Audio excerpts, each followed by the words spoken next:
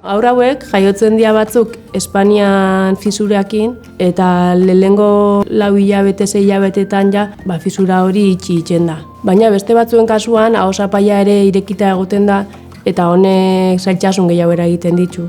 Bai ahoskatzeko orduan, jateko orduan ere, eta gero belarriko konexioa bezabalik egoten danez horbe infekzio batzuk sortzen dira.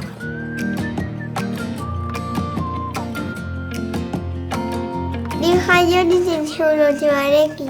Gero jozen zidaten agoa. Ospitalean egon nintzen 4 hilabete. Nahiko patologia ez ezaguna da, orduan gurasoa nahiko galduta egoten dira hasiera baten, ez?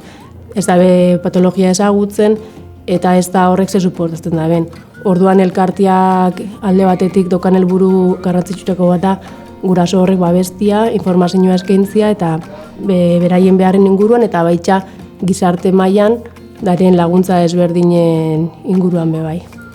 Horrez gain garrantzia handia ikusten dugu patologia honetan ikerkuntza bultzatzen jarraitzia, bai patologia beraren jatorri eta baita tratamenduare erantzun egoki bat emateko.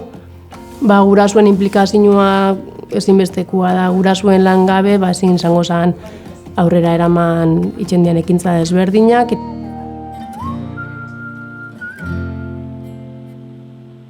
Zeuden zoologioa zeukatenak agoan. Batzuk zoologioa agoan eta beste batzuk Espainian. Jende pilo arebazen eta jolastu genuen. Zene fakiten olentero. Hau jolastu genuen eta ondo bajatu genuen.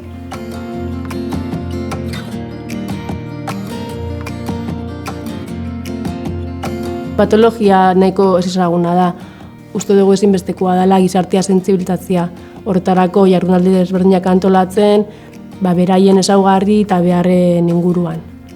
Helburu nagusia izango zen haur eta gazte hauen bizitza baldintzak hobetzea, ahalik eta bizitza kalitate hoberena lortzeko. Eta horretarako jarraituko dugu beharrezko aldarrikapenak itzen erakunde desberdinetan.